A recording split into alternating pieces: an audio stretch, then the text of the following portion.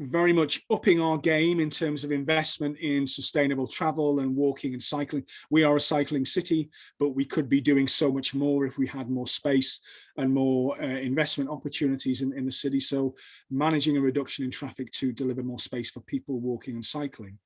And the mechanism by which we raise revenue for the bus services and we create space by reducing traffic is a sustainable travel charge. So a zone within which people will be charged to travel on certain days of the week and certain hours of the day. So just to bring that to life in terms of a bit more detail, there's an awful lot more detail on the website and leaflets and information in libraries. So a much more attractive and much cheaper bus network offer. So the network that really extends across that geography, St. Neots to March, Saffron Walden to Huntingdon, much cheaper fares, £1 anywhere in the city, £2 anywhere on that geography.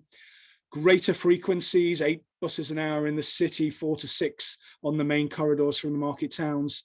Broadly, it means a doubling of the bus network as currently exists, more reliable journeys, particularly as we can reduce traffic in the city environment, and much longer operating hours, both to reflect shift patterns and also evening nighttime economies. So very much looking at 5 a.m.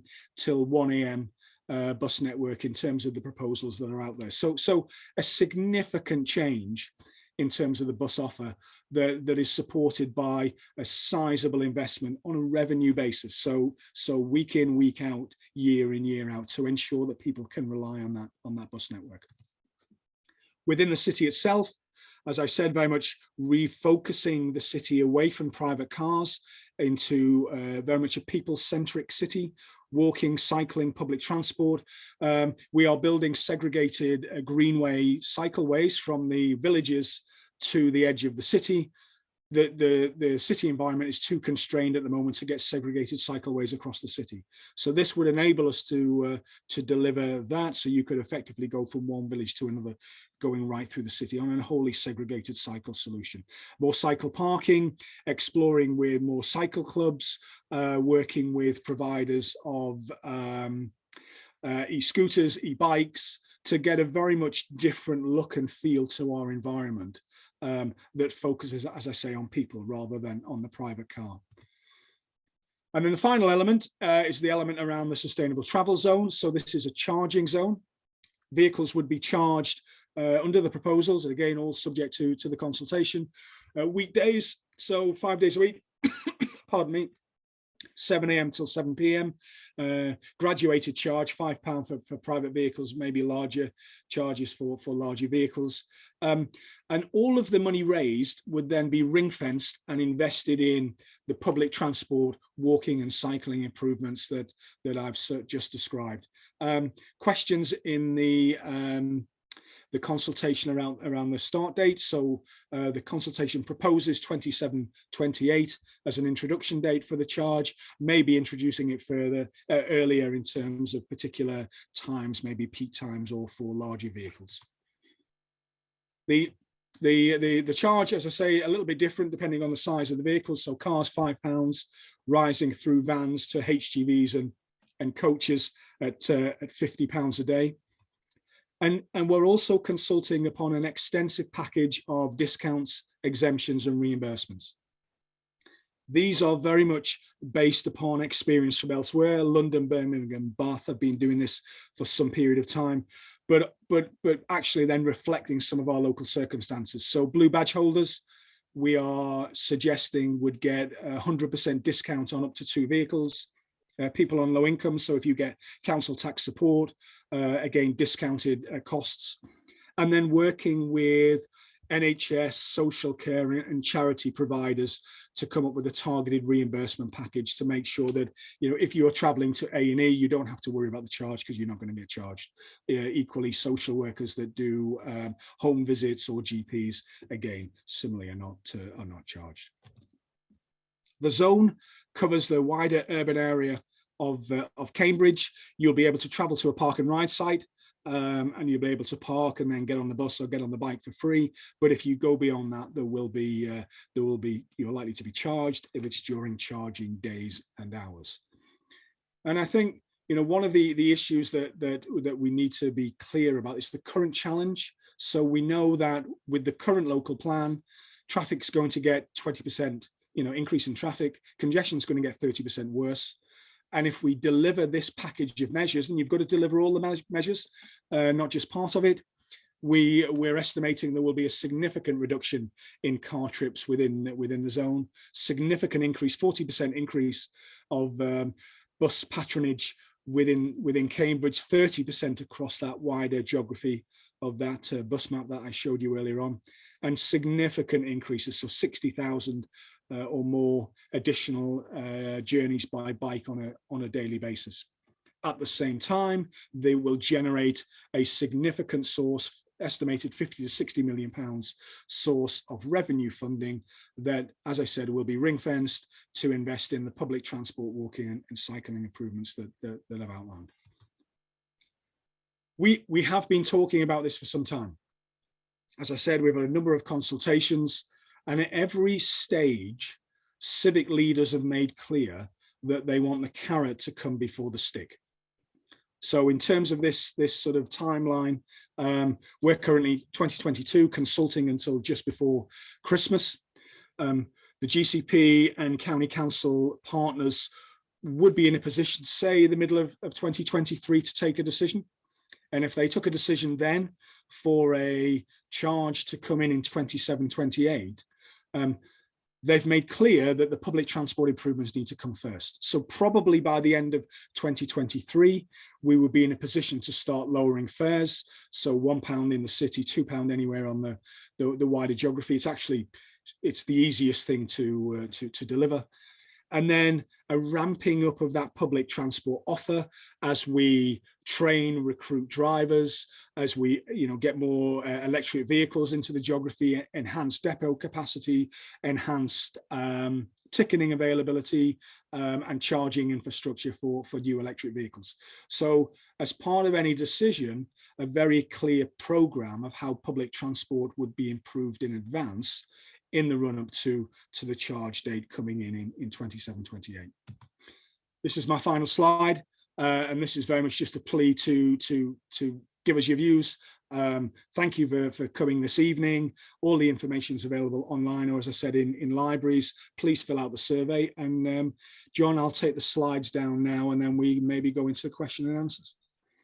Thank you very much for that, Peter, and thank you for those who've already begun asking questions in the chat. Sorry, one thing I forgot to mention at the beginning of this session is, as normal with these community forums, it is being recorded, and it will go on the GCP YouTube channel. So please do bear that in mind as we go through the Q&As for these presentations.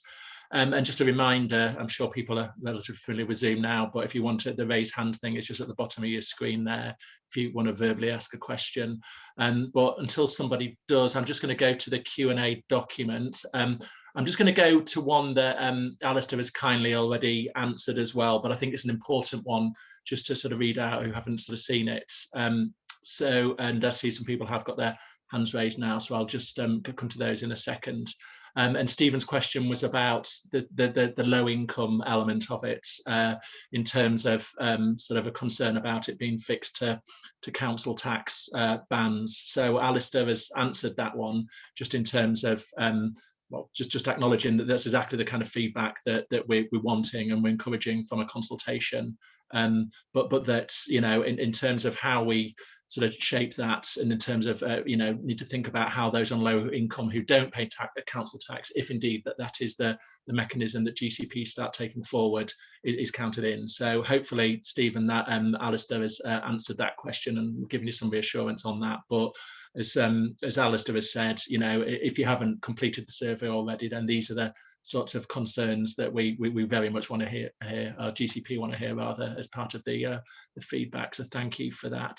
And again, I'm just going to, because some of these questions came in, I'll just go through the Q&A. Just bear with me, the people have got their hands raised. The other answered one, sorry, which is important. Sorry, I'll go to the open ones. What exemptions will be available for charities delivering services within the zone? So Peter, obviously that's vehicles registered to a registered charity. Yes, so I think in my presentation, I tried to say that NHS, social care, home care providers and charities, we see as being exempt through some form of reimbursement scheme. So we would want to sit down and ensure that there's no impacts on those sort of groups and their operations. So whether that's Dial-A-Ride, whether that's community car scheme with voluntary drivers, making sure that the exemptions would exist so people providing those vital services aren't charged. Thank you. Thanks, Peter. And another one, which is a really important clarifying point, and it was in your presentation, but Nikki Shepherd has written and Alistair has answered about, will residents be charged to leave the city? And Alistair's answer there is that it is a zone. All vehicles would pay once if they're used, if the vehicles are used within the zone, within the charging time period. This would include residents driving out. But as Peter has said, and just said again now, please do get involved and let us know your views if you haven't responded to that, Nikki. Open questions, Jimmy Carter. The map suggests people using the bus from areas such as Whichford will have to change at somewhere like Ely. At the moment, this is requiring people to be put off as it significantly increases the time and cost of the journey to Cambridge. Peter.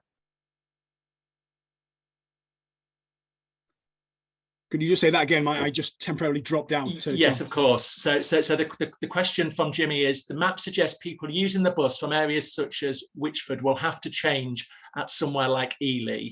At the moment, that this is required at the moment, and people will be put off as it would significantly increase the time and cost of the, well, I don't know if it will be the cost, but of the journey to Cambridge. So if you could answer that one, please. Is this if you need two buses? You need to connect into two bus services? Yes, that's what I'm reading from Jimmy's question. It's I think he's talking about the moment, and he's interpreted your map as an example journey from Whichford to Cambridge would require a change at somewhere like Ely. That's what he read from your map, which is similar to the current experience. Yeah, we can't have direct bus services everywhere. Just then, what we can do is to make those journeys.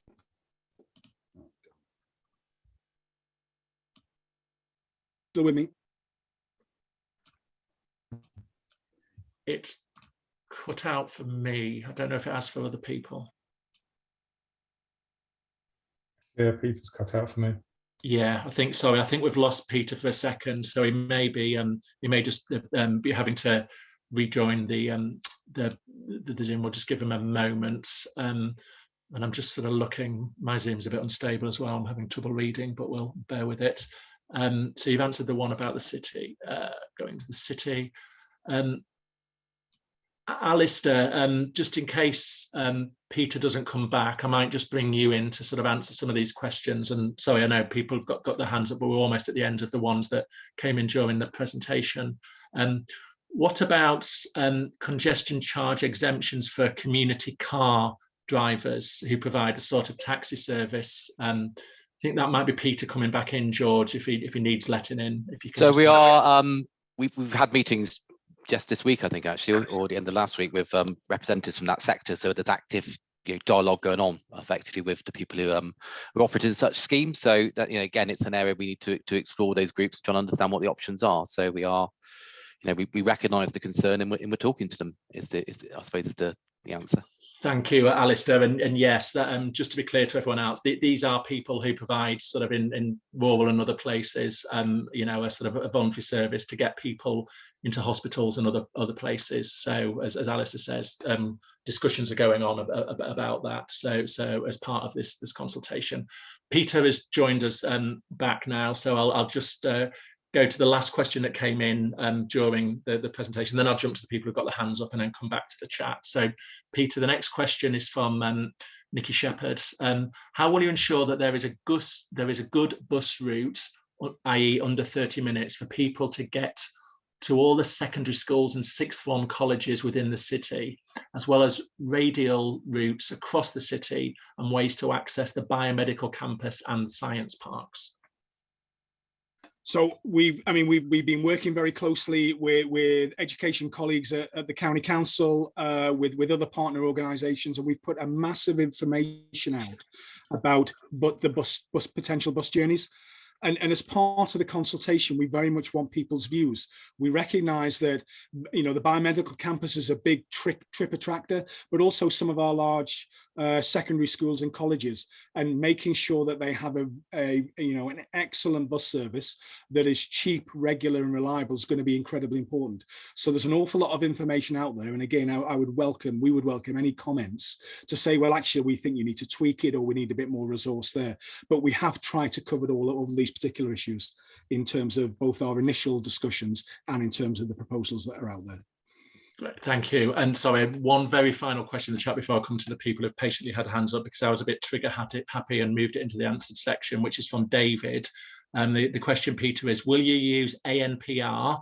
And just for that acronym, for those who aren't familiar with it, is automatic number plate recognition, which is like the cameras that they use in London and on the Dartford crossing and elsewhere. Or can you introduce a tag system as used on motorways? The proposal would be based on an ANPR type system. There, as you say, you mentioned London. There are other schemes that would use a similar system. So at the moment, that's the proposal we would be looking to explore if a decision to move forward was taken. Thank you, Peter. Right. I'm coming to you who've got your hands up. There's 3 people, and I'll come to them in the order that my Zoom is telling me. So the first question is from Ian Williams. Ian, if you're there, I'm just going to click a button and which should unmute you, which I'm doing now. Can you hear me? We can, Ian. Yes, please ask Peter your question. My query is about the thinking behind the differential van and lorry charge rates.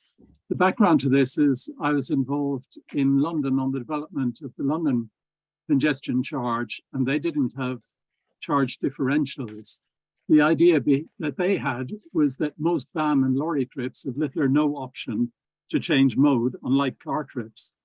And that proved to be the case in practice. The van and lorry trips barely reduced, and the car trips reduced by about 50%.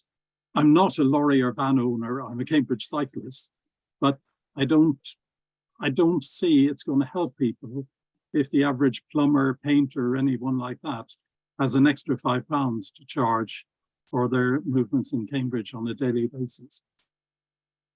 Okay, thank you, Ian. Over to you, Peter.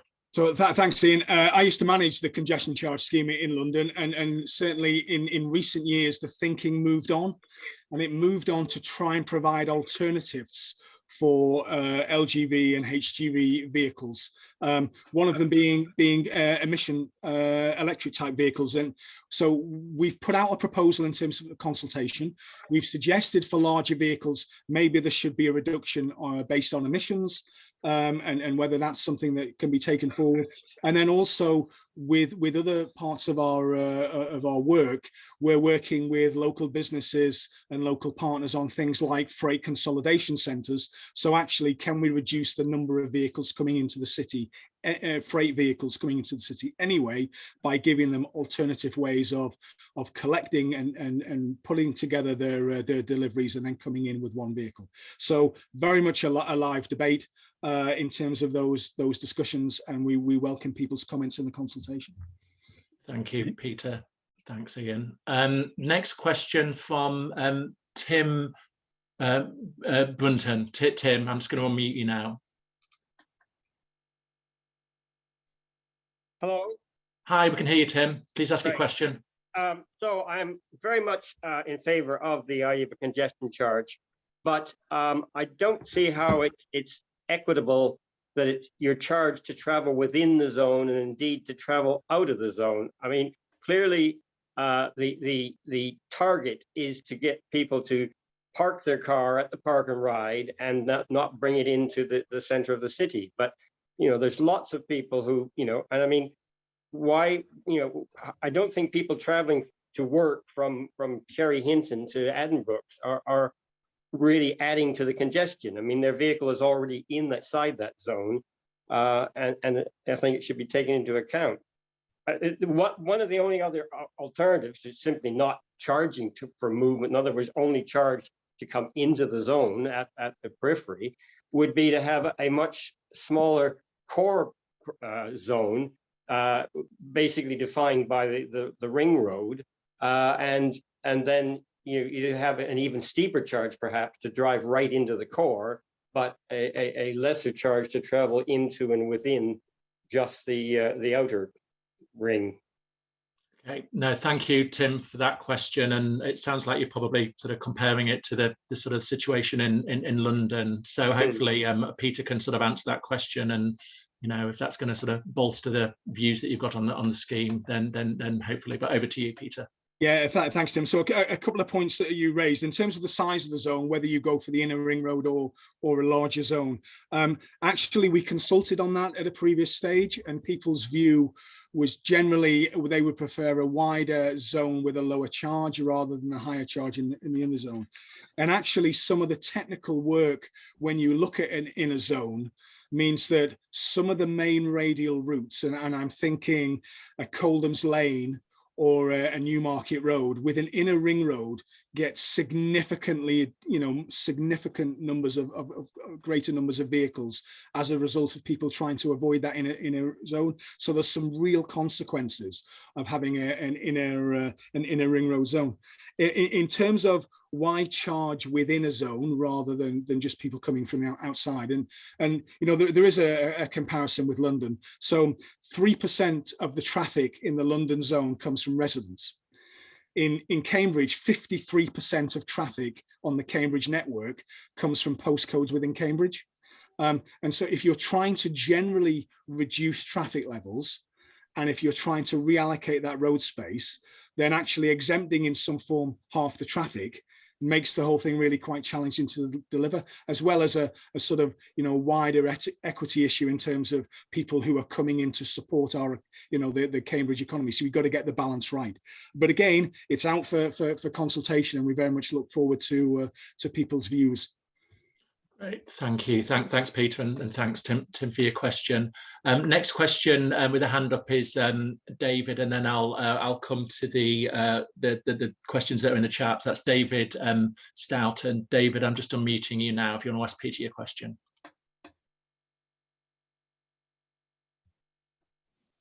Peter, actually, there are two questions here, if I may. The first one is, there are a number of consultations that seem very, very closely related going on at the moment. We've obviously got this consultation, we've got the roads hierarchy review going on, and we've got the active travel consultation. What's going to be done to bring these together? Because it seems to me that there's a lot of crossover here where we don't really have very much understanding of how the others will influence this or vice versa. So that's my first question. The second question, I'm afraid, is very simple and very blunt. There's a lot of talk all the time about walking and cycling, but no talk actually of improving the walking environment, except a very brief mention in the documents about improving ways to reach bus stops. Well, there are footways in dreadful condition across the whole of Cambridge, and I'm sure in lots of the villages as well, which have, where the footways just run out very, very quickly. There's no provision for improving that. And therefore, the idea that walking is going to be improved seems really remote. I mean, we have clogged pavements, they've got A-boards all over the place, they've got e-scooters running over them, cars parked across them.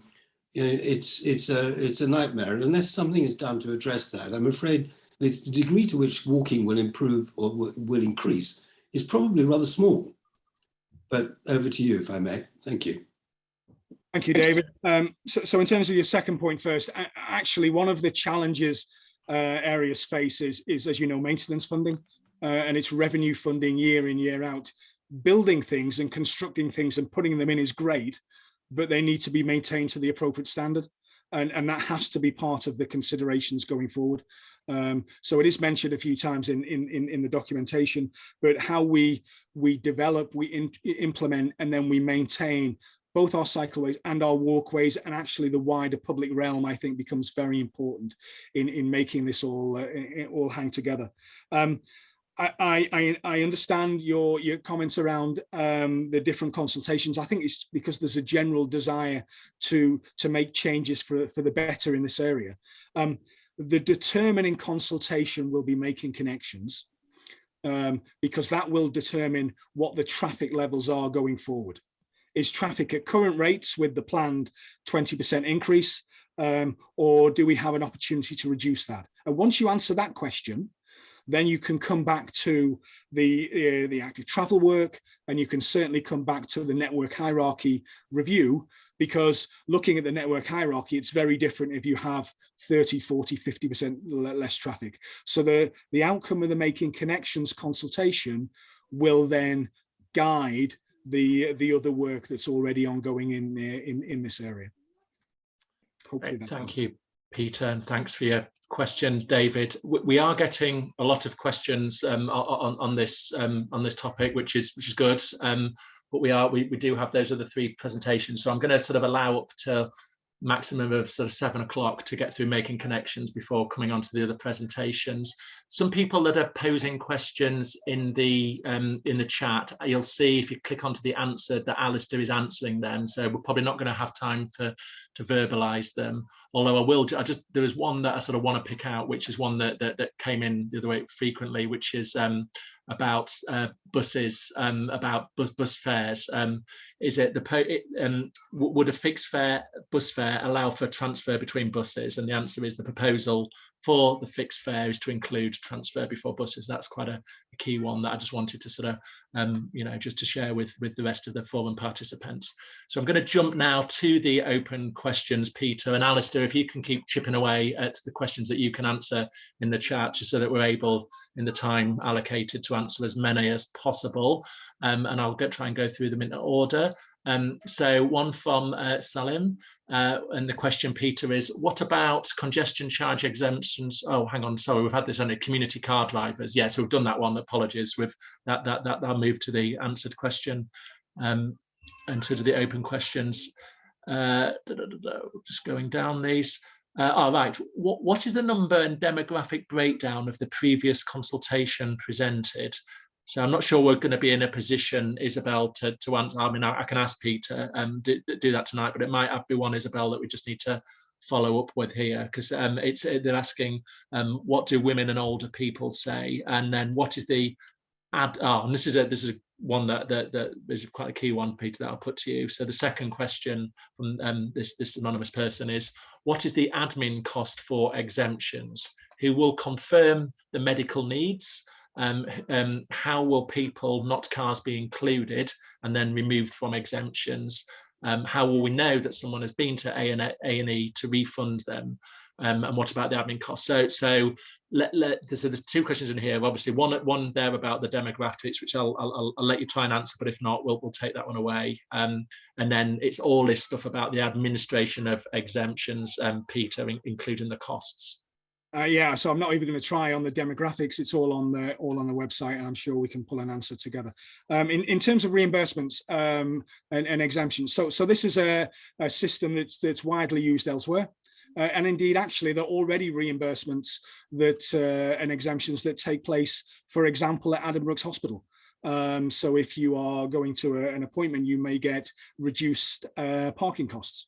So there are systems in place, and I think we would be sitting down with NHS providers to say, well, how can we ensure that we can build on them? How can we make sure there's no additional cost to the NHS of administering them, but making sure that we can give that certainty to people. If they're going to A&E, they won't be charged. If they're clinically unable to use public transport, then they won't be charged. And so working with the NHS and other providers to make sure we get that right with the minimum fuss and the minimum impact on people going forward.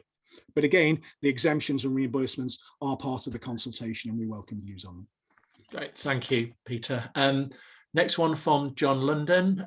It's tailored it to you. Hi, Peter and all. The number 11 bus from Newmarket to Cambridge was dropped by Stagecoach last month as unsustainable. West Suffolk Council put emergency funding in place to allow Turners to run the route. This route is on your map of lower fares, page 47 of the map pack. How do you anticipate GCP fare top-up interacting with local bus cancellations? What if Stagecoach unilaterally decides to cancel other routes? That's the first part of the question. So I'll just let you answer that one first, Peter, if I may. So the Stagecoach reductions are a sign of the fragility of the existing local bus network. And it's not just in sort of Greater Cambridge and Cambridgeshire. Actually, this is happening right across the UK at the moment, whereby there is a significant reduction in the availability of bus services for a whole host of reasons. Coming out of pandemic, bus numbers haven't recovered, and other pressures that the industry is experiencing, such as the price of diesel. And the reality is, the only way that can be stemmed, and indeed public transport can be enhanced, is by finding some form of additional revenue to put into the system. So either working with bus operators, and we have regular discussions, and that will continue, or indeed with the mayor and the combined authority, who are looking at whether their bus services should be franchised in this area. We get to a situation where we can give that certainty to people that bus services are in place, they will run, and the reimbursement mechanisms will be in place to make sure £1, £2 applies across the board.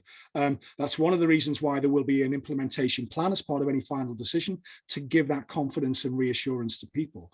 But very much this is premised on the basis that investment in public transport, and not just capital investment. We in the combined authority are along with Stagecoach, investing in new electric vehicles for the park and ride sites, and that's great. We're going to get new electric vehicles coming into the city environment, but actually we need investment that goes in, day out, week in, week out, because an awful lot of services, such as the Newmarket service, will rely on that, given recent events in our area that says that the bus network is under a great deal of pressure. Right, thank you, Peter. And John's follow-up question to the point that you've just answered there: if this bus service or others do not survive until 2027, 2028, would the DRT, and I'm just going to explain briefly for the rest of the forum members, that's demand responsive travel, like when there is a minibus in the area that you can call up on the phone or an app to come to bring you to a transport route. Would the DRT be expanded to those villages no longer served? And what about outlying villages such as Burwell, Exing, etc.? So the 27-28 is the suggested date for the introduction of a road charge. What we're saying, and what the civic leaders have said, is that actually the public transport improvements need to come first. So nominally, the executive board of the Greater Cambridge Partnership has set aside £50 million to forward fund those bus improvements, if, and a big if a decision is taken to go forward with this package of measures. So that means that we could say with confidence that the bus service will be improved in advance. So there shouldn't be a hiatus, and there shouldn't be a problem with the Newmarket service sort of being discontinued in advance. Demand responsive transport is going to play a key role in this. It's going to play a key role on some of the key corridors, or some of the corridors that maybe aren't the high volume corridors, maybe some of the villages that are a little bit away from the main routes, to make sure people can connect in. Very much on the key components of the network. So you pay once. You might need your demand responsive vehicle to get you to the main corridor or to the park and ride site, and then you go onward in another vehicle. You pay your £2 once, and that gets the service in. But again, up for consultation. That work is I think will continue to progress and continue to be refined if these consultation proposals get taken forward. Thank you, Peter. Next question from Charles Jones. Will you introduce a fire break in the programme if it turns out that the contractors can't deliver the bus service before the, use the term C2C, comes in with fees? I'm assuming, and please type a correction, Charles, if I get this wrong, but I think what you mean is the sustainable travel zone comes in with the road user charge. So that's what I think Charles is saying, if you can try and answer that, Peter.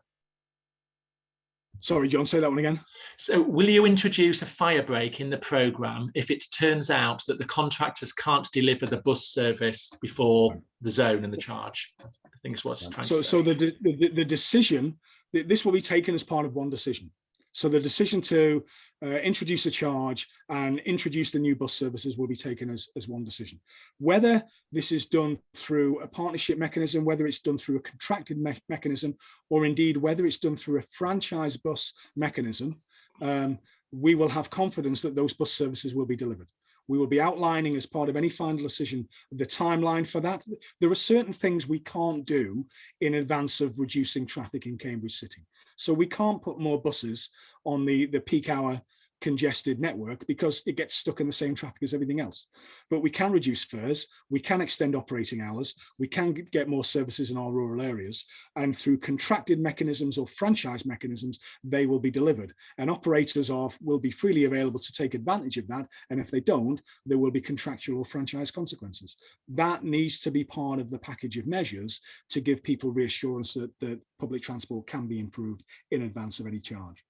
Thank you, Peter. On a related question, but one that's coming up quite a bit in these forums, and this is from Margaret Starkey. How much confidence do you have that you will get enough bus drivers? Currently, the commercial companies running buses have difficulty getting enough drivers on rural routes. Yes, they do, and it's contributing to problems with the existing service. I was at the biomedical campus last week. An awful lot of their staff come from Haverhill, and the Haverhill bus hadn't run for 2 hours. Real impacts on individuals and on businesses. What we need is a long-term investment program, investment in training, security of tenure, and investment in those drivers going forward, and with a sustainable revenue-based £50 million, then that is something that can be achieved. And it isn't, we can't sit here and say by tomorrow or by the end of this calendar year, we will fix the problem. We won't. We need a concerted long-term investment program to do that. And we think that investment in bus services is absolutely necessary in our area. And that will be a key component of our plans going forward. Thank you, Peter. The question about privacy and Alistair's answering in the chat. So I'm going to leave Alistair to do that and move on in this time to Robert Sparks' question. And this again, is back to your slide on exemptions and the point that was made about registered charities, Peter. So Robert is asking if, or I think it's more of a comment, but I'd welcome your sort of views on this, Peter. If you're going to exempt registered charities, you may be opening a Pandora's box. Cambridge colleges and private schools are designated as so. Yep, we recognise that, and I think what we're not saying in the proposals is this will be a carte blanche exemption. What we're suggesting is there should be some reimbursement exemptions for charities, and I use community car or dial-a-ride as an example. And we need to work to fine-tune what those proposals are. So we're having discussions with that sector. We're in discussions with home care providers and NHS providers on the reimbursement question that was asked earlier, and a whole host of that detail to make sure we get it right. And again, we would welcome views on whether it's all charities, some or none, as part of the consultation response from individuals. Thank you, Peter. So next question, it's another one about money. Have you calculated the impact on the local economy by reducing the daytime journey to local businesses? If you have, where can we access the relevant reports? And what is sort of quantifying here is people use cars to transport their shopping, especially bulky items, furniture, etc., between businesses and their homes. An additional cost on top of car parking charges will impact negatively the disposable income of a household and encourage local people to shop outside of Cambridge, thus affecting the Cambridge economy. Yeah, so we've got some information already available on our website, linked to the business case development, which were a process that we're obliged to go through. What I would say to the questioner is these things run two ways. So yes, for some people, there may well be an additional charge. There will be a significant time saving. And for many people, there will also be a significant saving in bus fares. And what we're obliged to do is to demonstrate that across the board. That work, as I said, already being done and is available on our website in terms of the business case. That will continue through the process. So part of the work that we've already started is around assessing what the impacts are and in terms of various parts of the components of our communities and our populace. One, to fine-tune proposals. Two, to then demonstrate or to finesse what reimbursements or exemptions might look like, but also as part of the decision-making process, so decision makers fully understand the consequences. And again, that information is available, but I do expect that information to be updated following the consultation and following further work in this area. Great, thank you. A question here from Andrew Martin, and I think this is an exemplar of other ones, because I remember seeing that map that you put up showing the park and rides outside the proposed sustainable travel zone. Andrew's asking a question here that he lives in Horningsea, and he's asking, would he have to pay the road user charge to get to his nearest park and ride on Newmarket Road? He's saying to get to that park and ride, you have to pass through Friend Ditton. Yeah, so we would find mechanisms where people can get to the park and ride without being charged, as long as they do go to the park and ride, because that's part of providing the alternatives. Equally, we'll be looking at putting on more local bus services, so that opportunity will exist. An awful lot more detail will come on this if we take these proposals forward. Right, thank you. And here's another one, which is sort of like a broader question, but it certainly does touch on making connections from David. Why is there no proposal, and I think it being proposal within the package of making connections, to provide cycleways to Great and Little Wilbraham, which remains isolated by dangerous narrow roads, despite being relatively close to Bottisham and Fulbourn, where there's a fast bus service to the centre? So those villages, I mean, we're looking at how we manage the network, the Cambridge urban network. That's essentially what this consultation is about. I'm aware of desires to extend, for example, the Greenways network. Clearly, the link is if there's more investment coming into this area, we have the opportunity to do that. But that is not, though, extending the Greenways network is not part of these proposals. This proposal looks at about how we manage, utilise and make changes to the Cambridge highway network. Thank you, Peter. Next question, it's saying presently different sites are not connected well, which means that public transport journeys are not practical, i.e. parents dropping off kids and going to workplaces in the same journey. People struggle with their budgets right now, so the road user charge will hit most of the ones who have to travel to work, school on a daily basis. So we would entirely accept that the existing bus network doesn't meet the requirements of people across our communities. One of the ways it doesn't is that at the moment it focuses on the city centre, and it doesn't focus on the growth areas that we've had over the last 20 years in Cambridge around the biomedical campus, West Cambridge, or the science park. So as part of the proposals, I think that my last count, there were 44 different bus maps we'd made available online, is far more orbital bus services. So you should be able to go direct to the biomedical campus or direct to West Cambridge without getting dragged through the city centre. You should be able to go to any of the park and ride sites and go to all of the key nodes. So if you go to Trumpington, at the moment you have the good service to biomedical campus, less of a service into the city centre. Going forward, if you go to Trumpington, you should be able to get to the biomedical campus, the city centre, the science park, or West Cambridge site. And the same should be true of all the park and ride sites. One of the reasons why we're expanding them is because we know they need to be utilised and providing a much greater purpose. So as well as more services and services more often, there is an entirely different network pattern within the city because we recognise the current bus offer doesn't meet the requirements of people today. Thank you. The next question's sort of a combined one about micromobility and also the projections that you voiced about what you predict you're going to get from road user charging on an annual basis, Peter.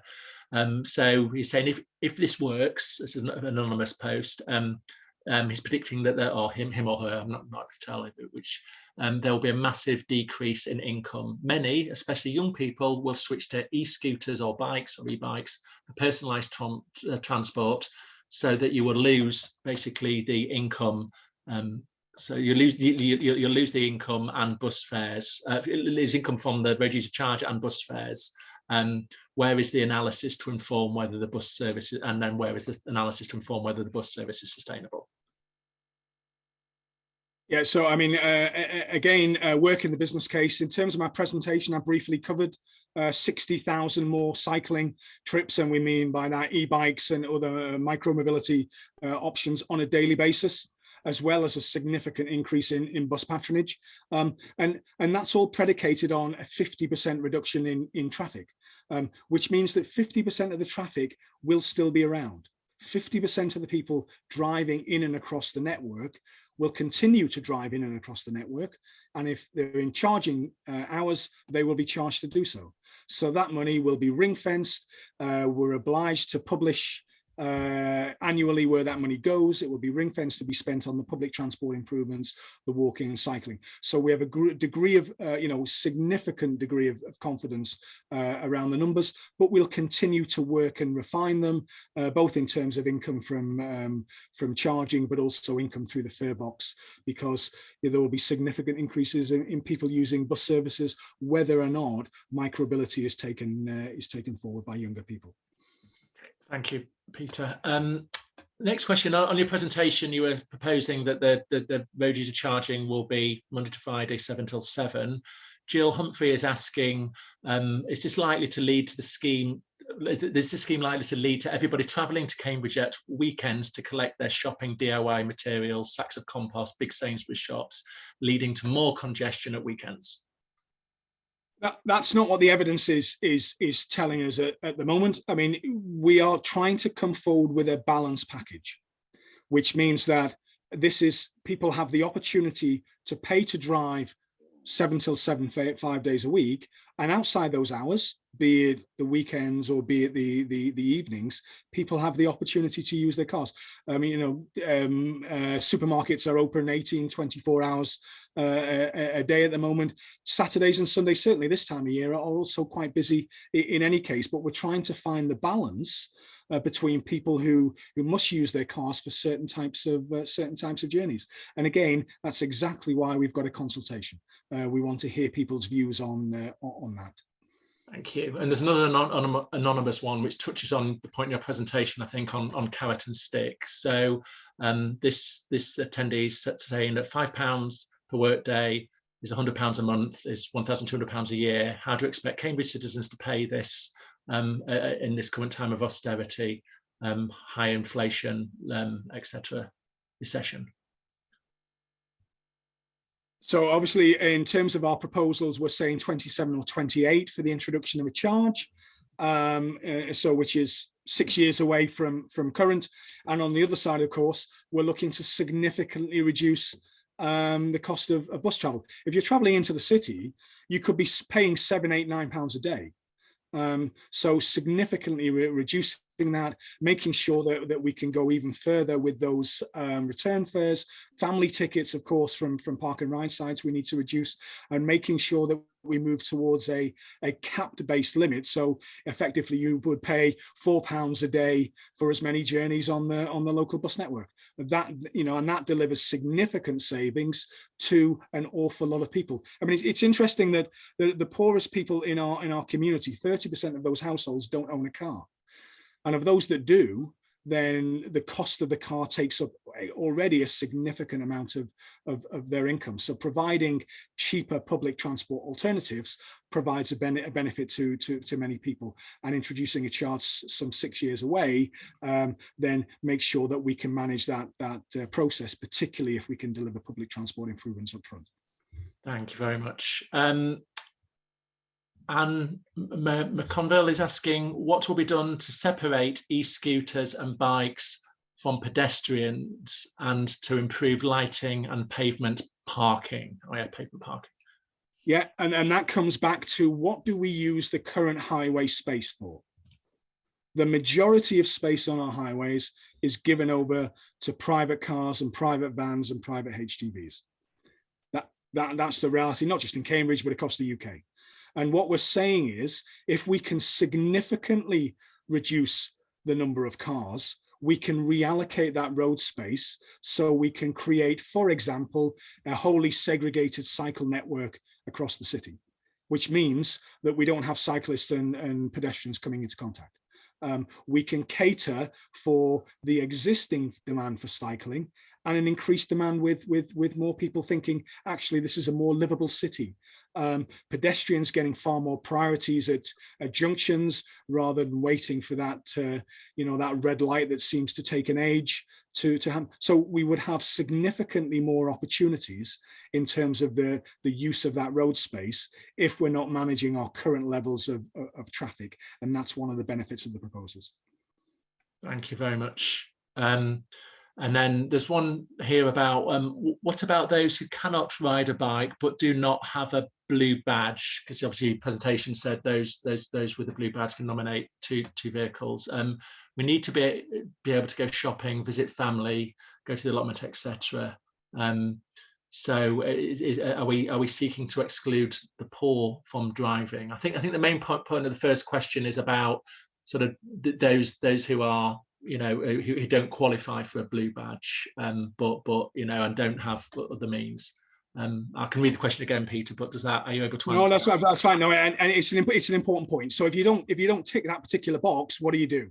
So firstly, that's why we're consulting. And we're not just consulting the public, we're working with a variety of focus groups, for example, a carers group, to say, well, what might be the impact on them and how can we mitigate that? What support can we provide? Are there more changes we need to make to a reimbursement scheme? Are there more bus services that we need to put on locally? So we need to explore what opportunities we've got to do that. And that's very much part of, as I said earlier on, having that impact assessment.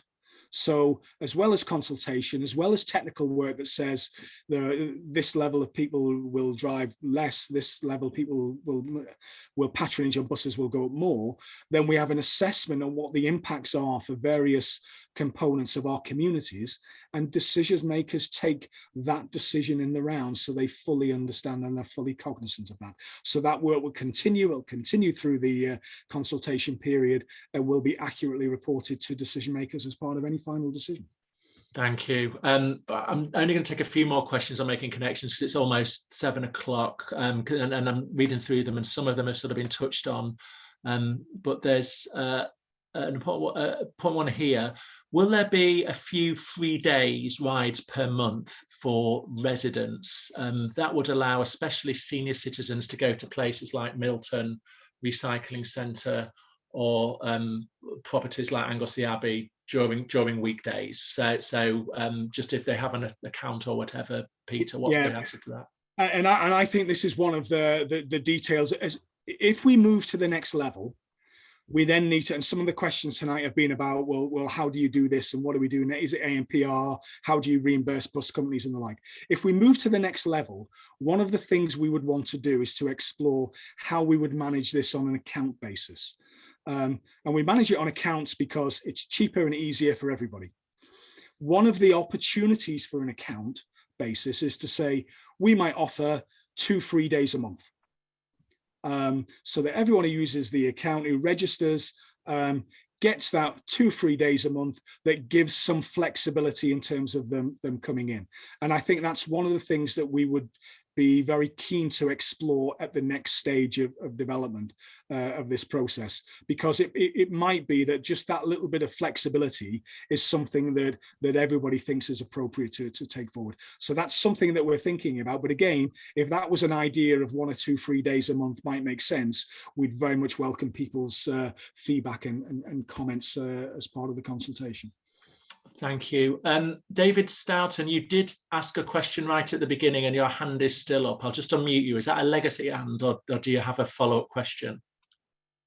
Jordan? Sorry, it's a legacy hand up. Okay, thank you. Thank you very much. Well, look, I'm gonna stop the making connections question there. I apologize, I haven't got through them all. There are still quite a few open questions, but we've got these other presentations to come through. The other point I'll sort of just say as the chair is that a lot of these questions are coming in from someone labelled as anonymous attendee, and for me as chair, I'm trying to give as many people the chance to ask a question as possible, and because I can't see that's one person or several people. I've tried to go through and pick out questions and give as many people. So apologies, Isabel. I think we were able to sort of take a record of the questions, but I know some people are very keen to hear on the other presentations we've got. So Peter, thanks very much for your time and for all those questions, and Alistair and Joe as well that have been helping to answer. As I say, if I didn't get to your questions, please, and the team, if you could please, maybe while we're going through, Alistair and others, if you can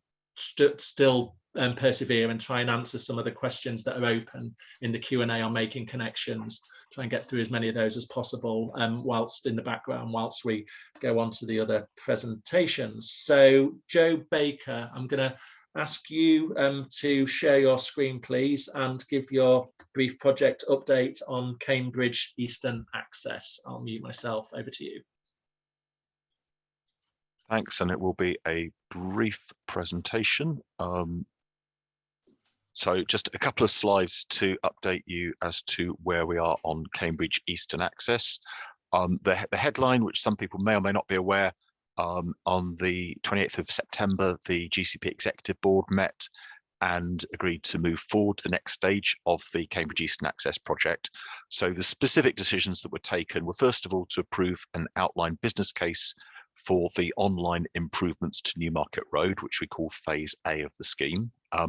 They also noted our preference for what we call option P1 for a park and ride site. That is a site to the east of Airport Way and the south of Newmarket Road. But they noted that it needed to be subject to production of an outline business case and further consultation. I'll come back to that. So before that site is decided on, they want to see more information.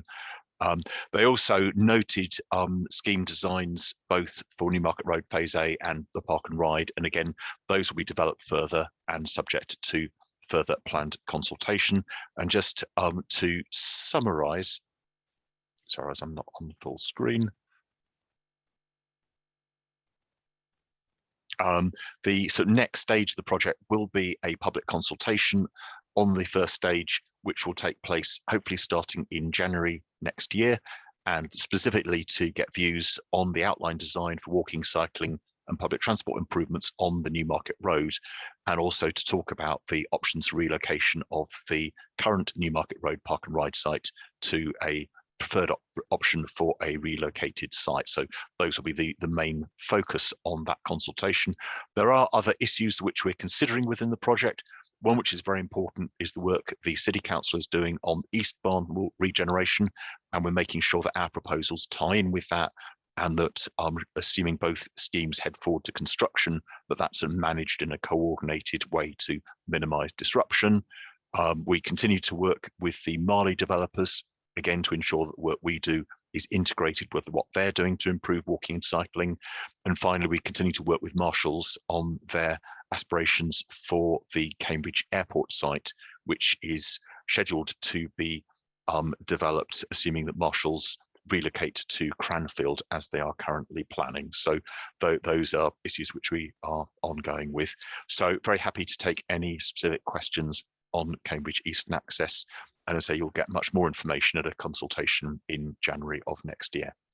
Thanks. Great, thank you, Joe. If you'd just like to take your slides down now, I will go into the open questions, and I'm going to, there's still some ones that people are doing on the on making connections.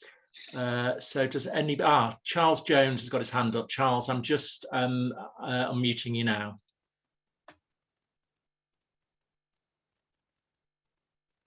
Charles, you should be able to. George, can you just check that Charles is unmuted? He is unmuted, by the looks of it. Yeah, Charles, please ask your question. If you...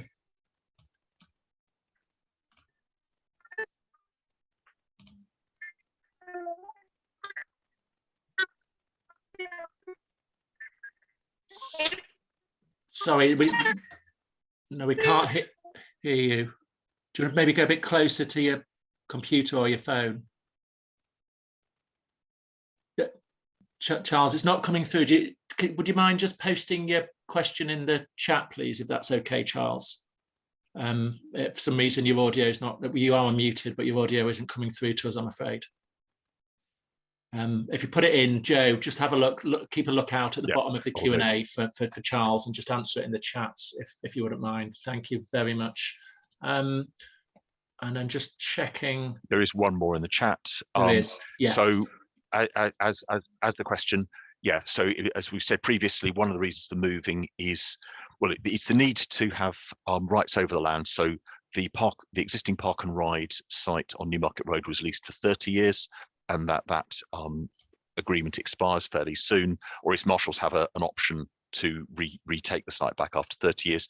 You're quite correct. Park and ride site option 1 is mainly owned, well, I think it's entirely owned by marshals. However, we would either look to acquire the land or to lease it on a much longer term lease, so that we wouldn't hit that problem again. As you can imagine, 30 years ago, Park and Ride was sort of relatively innovative, and I suspect at the time decision makers didn't know if it was a long-term investment or not. So we certainly wouldn't be looking to do that in the same way again. Great, thank you. And that was the question from David L. So I'm going to move that into the answered section. Right, and there's another one in the chat for yourself, Joe. In the Eastern Gate consultations last year, there was discussion on how the community will be involved in the design of the junctions and access points along Newmarket Road. How will this be done? Yeah. So the next consultation in January will delve into that detail. So that will exactly give the opportunity to really get into the detail about the individual junctions and access points. So yeah, that's what we're hoping to pick up then. And I'm sure we'll be coming back to talk to you, Nikki, about how we can use your relationships within the community to make sure that's done effectively. Great, thank you. Thanks for your question, Nikki. Another one from David. It's a follow-up question because David asked that other one. But you wouldn't buy the land off Key Estate north of High Ditch Road? Question mark. So we know we spoke to Choir Estates about their land, but we've actually done a more detailed review of the different sites, and there's a range of different factors around various archaeological remains, the interrelationship with the existing operations on the airfield, which will be still operating for some time. And there's a report which was published at our executive board, which takes you through that decision-making process, which will also be written up in the Park and Ride. But having sort of gone back, and you may or may not be one of the people who were encouraging us to look at the Choir land, which we have subsequently done. And you'll see in that report we've reviewed that amongst other sites, but we've now come to the conclusion that actually we would still prefer site P1 as the best performing option. Thank you, Joe, and apologies for my mispronunciation of Kai there. I shouldn't know that because I do take my kids swimming down there. So that one's answered. And then the next, Charles has again come back at Marley. Our residents have raised concerns about, I don't know what FDPC stands for, but yeah, hopefully you do, Joe. 40-mile-an-hour zone on Newmarket Road. It should start further east than Marley. Please include this in the next step. Yep. So we are looking at amendments to the speed limits on Newmarket Road now that the Marley site is growing, and with the potential development of the airfields, and the nature of that road is significantly changing. And so we're engaging with the County Council to look at changing speed limits. Completely agree. Great, thank you. And also thanks to Alistair and Peter Evers, because I can see the remaining questions on making connections moving over to the answer box. So that's great to see. Another question for you, Joe, from Robert McCubbin. Why has Little Wilbraham and Great Wilbraham been ignored on the consultation on Eastern Access? These villages are within easy cycling distance of the city. Oh, sorry, haven't we had this question already? We have it certainly. We've had this discussion on multiple events, so we have talked about this considerably. The first 12 greenways were developed after fairly extensive research and planning and consultation, and those schemes are sorry that the question's now disappeared. Sorry. Yeah, you're too excited. But basically the sorry, I lost. So basically, I can read it for you if you want. No, it's fine. Those schemes were developed over a period of time, and we have come up with the first 12 routes. That doesn't mean there may not be further improvements in the future, but there is also access through both the improvements on Newmarket Road, which we're planning, and down to Fulbourn. They don't get as far as the Wilbrahams at the moment. We recognise that, but we effectively have to start somewhere in terms of developing a network. Great, thank you, and thanks for the question there, Robert. And just some feedback on the previous question. Charles has thanked you, saying that was good to hear, Joe. So I can't see any further questions on Cambridge Eastern Access, but if there are, please keep an eye on the bottom of the Q&A, Joe, and type away if any come in. So I'm now going to thank you, Joe, and thanks for the questions that that forum members posed to Joe on that item. I'm now going to move on to Ben. And Ben's got two things to talk about. Where firstly, he's going to give a brief project update on the Chisholm Trail, and then he's also going to talk, give an update also on the eastern sections of the greenways. So you preempted me, Ben. You've already got your slides ready, so you switch them into presentation mode. I'll mute myself and hand the floor to you. Right, thank you very much, John. Good evening, everybody. And just as Joe said before, this is a very brief update on the Chisholm Trail Phase 2. Just as for a bit of context, for those of you that don't know, the Chisholm Trail is a cycling and walking route, and is destined to link Cambridge North Rail Station to Cambridge, the main Cambridge Rail Station. So Phase 1 of the Chisholm Trail is already open, and it starts at Cambridge North Station and ends at Coldham's Lane. Phase 2 continues the route from Coldham's Lane to Cambridge Rail Station. So that's going to go via Cromwell Road, through the Timberworks development and onto some Network Rail land, and it will finish at Clifton Road.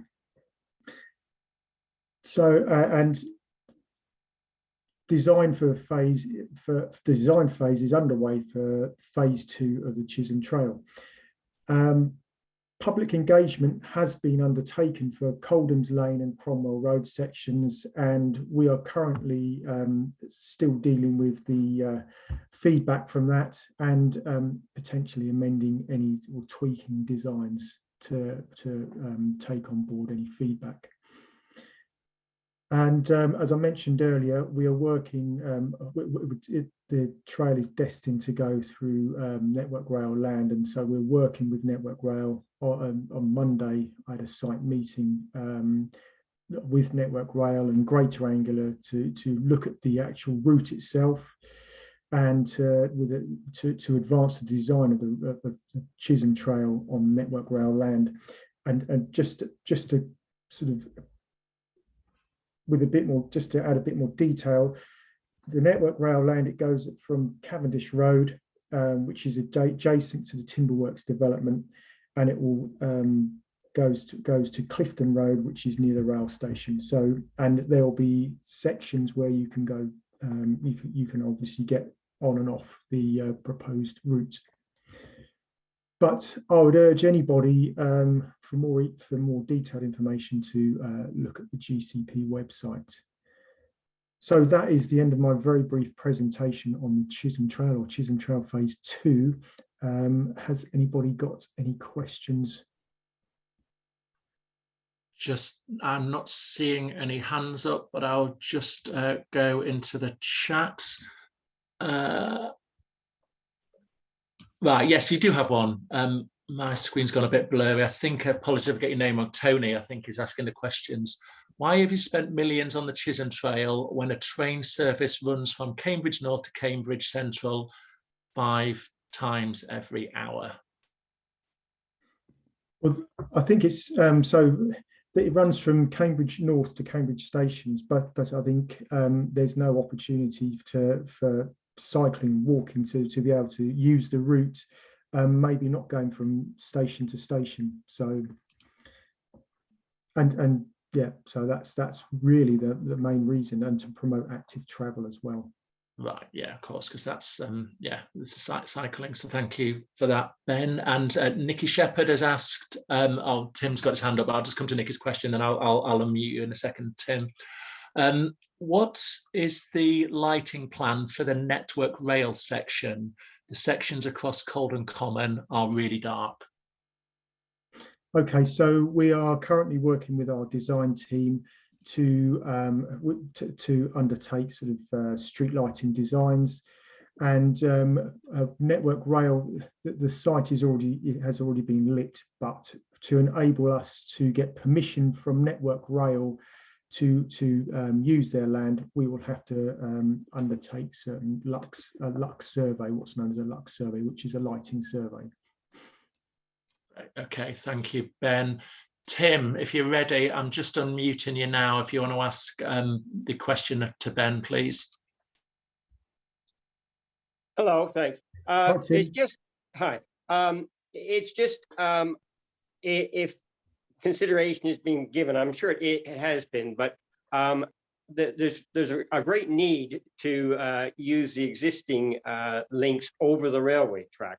That's the, but you know, as an aged cyclist, I'm concerned how you'll be able to integrate the both sides of the trail with using in particular Mill Road, which, as we know, is under a lot of other consideration in that, but just that there will be some interface between these various options for crossing the railway line. Okay, so yes, these crossing the rail line has certainly been considered, and obviously the Carter Bridge is going to be a crossing point. But also going round by using Coldham's Lane, the Coldham's Lane Bridge, round via the Beehive Centre will be part of the route as well. So, right, okay, thank you. Does that answer your question? Sorry, I've just muted.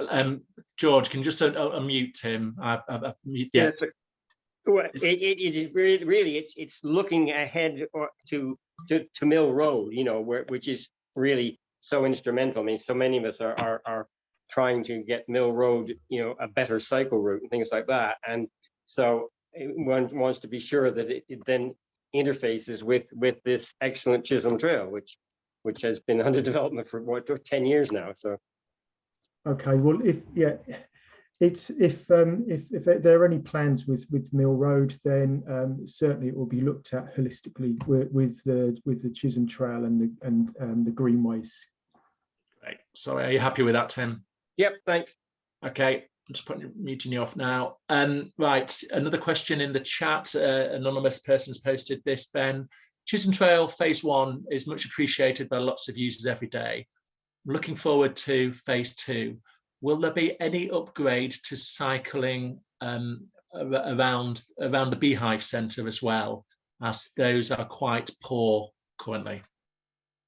Well, I don't know if you can see from the diagram, it's showing. I presume you mean this section here around the Beehive Centre. Well, it's shown as an existing route, so it's not part of the brief at the moment. Okay.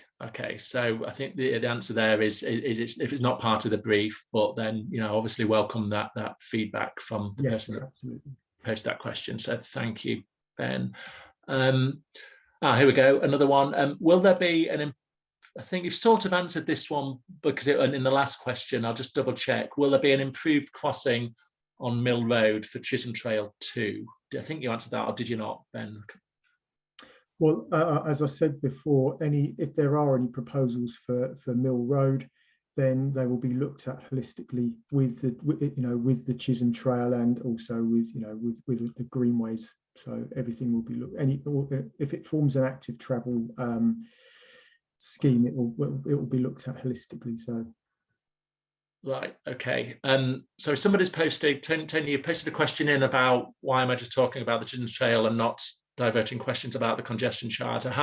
So what I said previously is that we've got these other presentations. We've still got 2 presentations to come. So I'm not currently taking questions on, because we spent an hour on making connections. But what I've asked the supporting team, Alistair and others, to keep working away on the questions that have been posed on the chats in regarding making connections. So that they will still hopefully endeavour to do that. But that's the reason, Tony. And I am just now, this is the Chisholm Trail part of the presentation, why I'm only taking questions on that. But as I say, hopefully the team can keep chipping away. We've still got a number of open questions on making connection. And I can see that Alistair's working his way through them. So that's the reason for that. Right, Ben, I think do you have another set of slides on the eastern section of the greenways? Yeah. Okay, do you want to move on to that? Moving on now, so just want to give you again a brief update on the Greater Cambridge Greenways.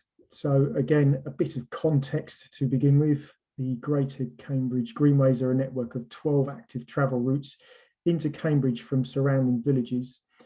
And the aim is to provide safe, well-connected active travel links within Cambridgeshire for walkers, cyclists, and where possible, horse riders. So just an update on the general progress of these schemes. So transport consultants were appointed in the summer of 2021, and development of greenways has been advanced through concept design work and surveying into 2022. So GCP, we're about to launch a 4-week public engagement for Horningsea Greenway from the 21st of November to the 16th of December, which will include public meetings and there'll be a lot more detail of the route then. And also we're going to hold public engagement periods in the spring of 2023 for both Swaffham and Bottisham Greenways. And also we're holding a public engagement for Fulbourn in the summer of 2023. So they cover the east routes, which is Fulbourn, Horningsea, Bottisham and Swaffhams. And again, a very, very brief update, but has anybody got any questions about the greenways? Just going, there's no hands up at the moment, and there's none as, oh, so there is one. What are the proposed facilities for horse riders to park their horses, or to tether their horses, I guess? In general, in terms of on the greenways in general, or where there are where horses are going to be allowed? The question, I don't know is the honest answer. I'll get back to you on that. I'll get back to the person who raised the question. Right, it is an anonymous one, so Isabel, if you could just note that Ben's taken that question away, and the mechanism of getting back to forum attendees. So thank you, Ben. Appreciate, can't answer it. Margaret has got a hand up. So Margaret, I'm just so I can't see your surname because my screen's gone a bit wobbly, but I'll just unmute you now, Margaret. There you go. Hi, Margaret. Thank you. Surname is Starkey. Starkey, sorry, Margaret, yeah. I'm looking at the Horningsea Greenway. Clayhive is part of Horningsea, but it appears to have been left out of the Greenway. The Clayhive Road is particularly dangerous. People speed. There is no room for cyclists. There is no path. It's impossible for anyone to walk, or in my case, take a wheelchair. Why haven't you included it in the Greenways proposal for Horningsea?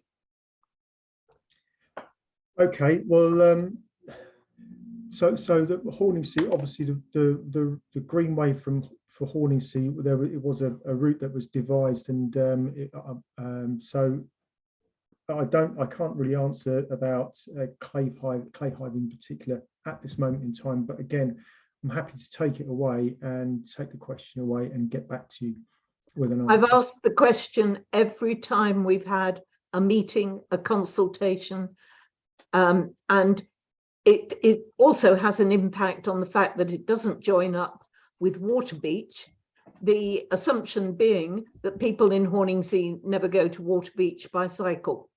So I'd be very pleased if you would think slightly larger. Consider the new town of Waterbeach connecting through to Horningsea and needing a cycle path. Thank you. Okay, well, thank you. But that's been noted. But I will endeavour to get back to you with an answer. Thank you. I'm just looking. There's a comment in here which you know I probably won't expect to answer to, but I don't know if it has come up before, Ben, which is one about horse riders, and the comment is about providing greater access for the rich. I'm assuming that the person asking that question is sort of saying that the people who ride horses are the wealthy. I don't know if this has come up, Ben. So it's up to you if you want to answer that one or not. I'm not going to comment on whether the perception of people who ride horses, but we can, when we engage with people publicly, we engage with walkers and cyclists, and as my sort of slide said, the aim, if you look at the aim, is to provide well, safe, connected, active travel links within Cambridgeshire for walkers, cyclists, and where possible, horse riders, irrespective of their social class. Thank you. Thanks for answering that. There's another one coming here. Right. I think this next, sorry, there's a question from Robert, Joe, and I apologize if I've got this wrong, but I think that's more about, oh no, maybe I'll read it out. Joe and Ben, the comments from Robert McCubbin. Please, could some of the smaller villages be reconsidered that are being ignored and have no connections other by the car road, e.g. the Wilbraham? So I'm not sure if that's the Greenways or the Eastern Access, but I'll let Ethan if you take that question. So I think that's the question. We've just had that question about 10 minutes ago, and the same answers, that we are aware we've had a number of discussions about the Wilbrahams, but we need to start the network somewhere, and hopefully it'll be successful and it will be extended. But we do have to start somewhere. Yeah, we did, and sorry, we were talking about the Wilbrahams, but it's just come in. So thank you for picking that up again, Joe. Right, there's a question here while you've still got the floor, Ben, from Andrew Martin. He's saying he totally agrees with Margaret's points on Clayhythe. Badly needed greenway from Hornsey to Waterbeach, connecting to Waterbeach Station, and massively useful for people in the new development of Waterbeach. 11,000 dwellings to enable them to safely cycle and walk in the city. The road now lacks footpaths and is very dangerous for cyclists. It really is a missing link. So if you want to say any more on that, I know you answered Margaret's question, a comment from Andrew. It's up to you, Ben. I'm happy to answer it because someone's taken the effort to ask the question. Yeah. And I think, as Joe just commented on, we have to start somewhere and finish somewhere. But hopefully, if when the greenways have become more successful, then we can maybe look to expand. But I will find out why Clayhythe was left out of the original greenway, and endeavour to get back to you with an answer. Yeah, no, thank you. And yes, of course, we need to answer all the questions. I just wasn't sure whether that was that there's any more to say other than what you said to Margaret, but thank you. Yeah, no, so nothing really more to say, but it's, I suppose it reiterates the previous point. Yeah, it does. And a comment has just come in from Sue Swafield. It's just echoing the call for better access between Hornsey, Clayhythe and Waterbeach. Again, we'll take that as a comment rather than a question. And then Tony's sort of talked about Joe, about, there's a comment in there that you'll see about, again, it's a comment about the roads at the Wilbrahams being too narrow for cyclists. So that Elkie has got a hand up. Margaret, your hand's still up, which may be a legacy hand, but if not, I'll allow you take it down if it is, please, or leave it up if you've got a follow-up question. But in the meantime, I'll come to Elkie Hamhoff. Elkie, I've just unmuted you if you want to ask your question. Oh, hi. Yeah, I mean, this question about missing link between Hornsey via Clayhythe to Waterbeach, it's just one example. If one looks at the map, it's very obvious that it's all getting greenways in into the city. But what about having something like more of a ring, like going from Milton to Girton to Colton, and it goes on all the way?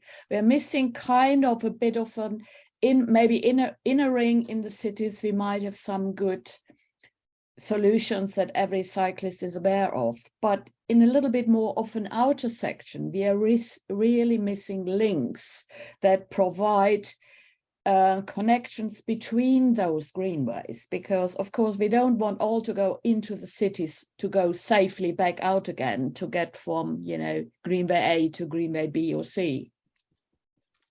Okay, thank you for that point. Well, again, as Joe said, we have to start somewhere and finish somewhere. But again, as the greenways are developed and delivered, maybe we'll be looking at the radial route as well. But that's dependent on the success of the schemes. Great. Okay, thank you, and thanks for your question, Elke. I note that Margaret, that your hand is still raised, so I'm assuming you still have a question. George, can you just unmute Margaret Starkey, please? Oh, Margaret, your hand's gone down now. So yeah, must have been a legacy hand. So the next, Carl Tidman, you've got your hand up. So I've just unmuted you, Carl, if you want to ask your question. Hi, good evening. How are you? Good, thanks. Just a really quick question. So I put the question in the question book, but I thought I'd ask anyway. So I work on the trains at Cambridge train station. Mm-hmm. And the question sort of is, I drive an electric car, and for argument's sake, today I started work at 4:20, and I finished about lunchtime. That means I could drive into the city, but when I want to go home, I'll be charged to leave, but I have no other option other than drive in. How's that going to work for people like me? I think that's particularly unfair. Right, so that's a question that's back on making connections. Peter, if you're still, I know we've sort of moved on from that, but I don't really want to leave it as an open question. Peter, if you're still there, would you mind popping back or typing it into the chat, because I can see Carl has actually put that in the chat as well. Yeah, hi Carl. So that the proposal is around the times. So we are proposing 7 a.m. to 7 p.m. We're also proposing to introduce better public transport from 5 a.m., which just misses your start time. So we very much welcome your views and comments as part of the consultation. Yeah, I mean, that's going to affect an awful lot of people at train station, not just drivers, train drivers. I'm a conductor on cross-country trains. I used to work for Stagecoach. I've been there for 17 years. And I left. I've been there since early 2000. And I just feel that's a bit of a short-sighted thing, considering it's a mass transit system and the trains. And then now I can go to work in an electric car, which I can take into London for free. But GCP think it's fair to charge me to drive my car in and out the city when it's zero emission. So you can take it into parts of London for free. You can't take it into the congestion. No, but that's more than I can with Cambridge by looking at the rules. Well, there is no charging regime in Cambridge at the moment. We're consulting on it, and we're consulting on. We're consulting, Carl. We're consulting on the principle of it. We're consulting on the boundary. We're consulting on the charge level. We're consulting on the times. And at the same time, we're also consulting on a fairly significant improvement to public transport. So I entirely understand that it will impact on you. And I think it's really important, therefore, that you have your view heard and respond to the consultation to say that you've got a concern around the timings and some of the details of the proposals. Okay, thank you. Sorry, if you've got any more follow-up questions, Tim, please put them into the chat, because we have moved on from making connections, but thanks for asking, and thanks Peter for coming back to respond to that. There is a comment on here which I'm just going to read out because there's nothing else has come in. Elke, I'm assuming that your hand is a legacy hand, but please leave it up if it's not, and I'll come to you. Yeah, it's gone down, thank you. So Ruth Sinclair, again, it's just about the Wilburns to Fulbourn. But I'll read it anyway. You know, she can second in the need for a greenway from Wilbrahams to Fulbourn and Bottisham so children can cycle to school. At present, the road is too dangerous for parents to allow the children to go all the way to Bottisham Village College to cycle. Also, the road to Fulbourn is narrow and dangerous. People can bypass via the fields in the summer, but not otherwise. I'm assuming you're meaning at sort of times of year like this. You say it took 12 years to sort out the other greenways. What is the time expected for the Wilbrahams? If you're able to answer that, Ben. You might be on mute, Ben. No, so can you hear me okay? Yeah. Yes, we can hear you now. So forgive me, the question was what was the time scale for the greenways in general? It says you say it took 12 years to sort out the other greenways. What is the timeline expected for the Wilbrahams? Wilbrahams, sorry, I keep pronouncing it incorrectly. The Wilbrahams, I'll have to consult and get back to. Yeah, to have a read of the question. It's the one from Ruth Sinclair in there at 7:32. Maybe just take if you want to take a read of the question in the Q&A, then, because it's she makes the points about the Wilbrahams to Fulbourn, so maybe have a look at that. But we've got Ruth's name, Isabel. So either if you can't answer it in the chat tonight, then let's take it away. Peter's actually typing an answer to it now. Okay, okay, I'll endeavour to. So thank you for your question, Ruth, and sorry we weren't able to answer it there and then. And then there's a question. Well, there's a comment from Tony. I'm not going to sort of put it to you unless you want to answer. So cyclists shouldn't be cutting through the fields in Wilburn, which is a follow-up to the previous question. They're cycling on foot. They're cycling on floodplains. I think that says my screen's gone. Which is illegal. So it's a comment. I don't know if you can read that, Ben. But so it says cyclists shouldn't be cutting through fields in Wilbraham. They're cycling on footpaths, which is illegal. Right, this is footpaths. Yeah, apologies. My screen's gone really. So I'm having trouble reading. But okay, so there's a comment there, which I mean, cycling on footpaths is illegal. So thank you for that. There are no more questions, and we are sort of coming up to fastly approaching 8 o'clock. So thank you very much, Ben, and thank you for everybody who posed questions on Ben's 2 presentations. Say if in the next 20 minutes further questions come up from Ben, then put them in the chat, Ben, and if you could keep an eye on those. So I'll now. Thank you very much. Thank you. Thanks, Ben. I'll now ask our final presenter tonight, Paul, if you want to share your screen and give the final presentation on Cycling Plus, please, Paul.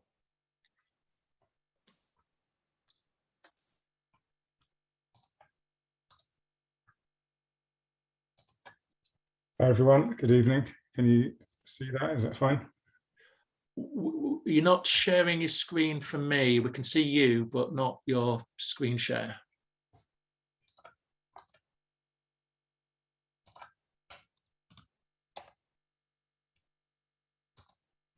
Can try again. That's coming up now, Paul. Okay. Yeah, there you go. If you just want to put it onto presentation mode and fire away. There we go. Yeah, is that okay? Good to go. Sorry, yeah, good to go. Over to you.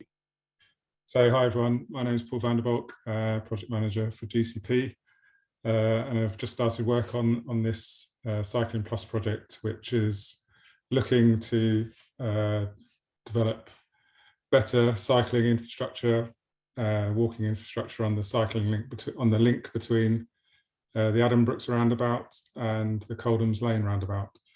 So kind of we're looking at all of the links on that route, as well as all of the junctions and the crossing points. So the aim is obviously to improve the safety and convenience for cycling along this route. We've got a number of kind of sub-aims that look at kind of all of the junctions, how we can more safely make them more safe for cycling and also more efficient.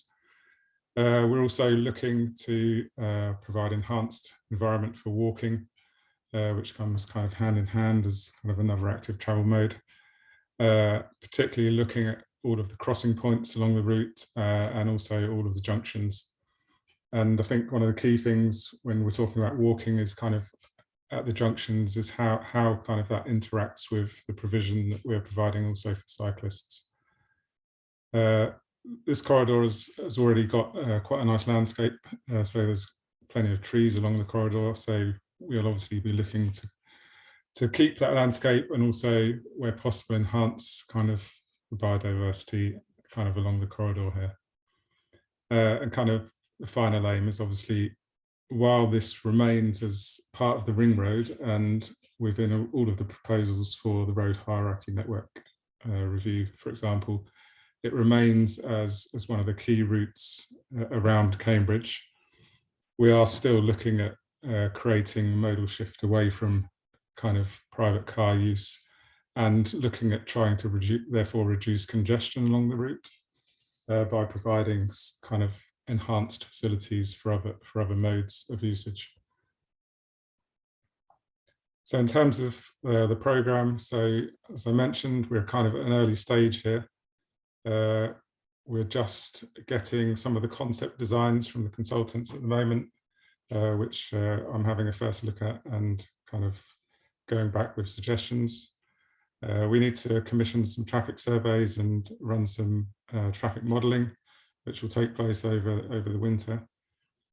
And then we obviously do a final scheme appraisal in kind of February to May before we go out to a public consultation, hopefully in May or June next year. And then we obviously prepare the strategic outline case and then take that to the GCP's executive board in October of 23. So that's a quick update. And I'm happy to take any questions. Great. If you could just unshare your screen now, Paul, so we can see each other, that would be fantastic. As usual, please raise your hand or pop any questions on Cycling Plus in the chat for Paul. Just looking now, can't see any hands, but I'll give people a moment. If I want to type any.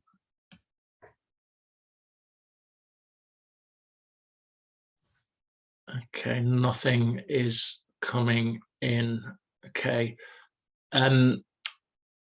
Right. Well, if there aren't any, I'll just start wrapping up the meeting then. If there's no, but I will keep an eye on the questions in case any questions do come up for Paul. So thank you very much, Paul, for giving that brief update.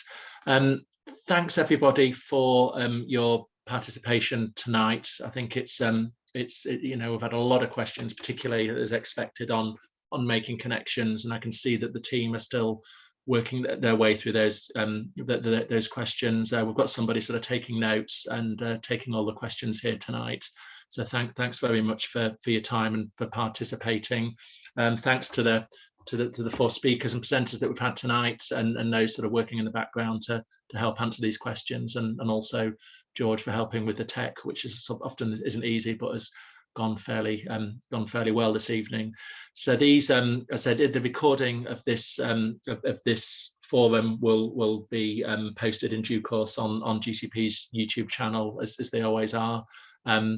But yeah, just having back, you know, it is important with all of these that the public are sort of consulted, and that people do have an opportunity to take the say, and that's obviously through the formal process, but also through forums like this where you can speak directly to the project team. So thank you for your time. I hope that was sort of useful for people. I think that these forums will be repeated again. They're usually spring and autumn. So you know, if maybe I'll be seeing you, or the team will be seeing you for the next updates in the autumn. So hope you enjoy the rest of your evening. Thank you for your participation.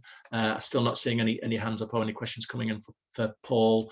So I'm going to draw the meeting to a close. Thanks everybody. All the best.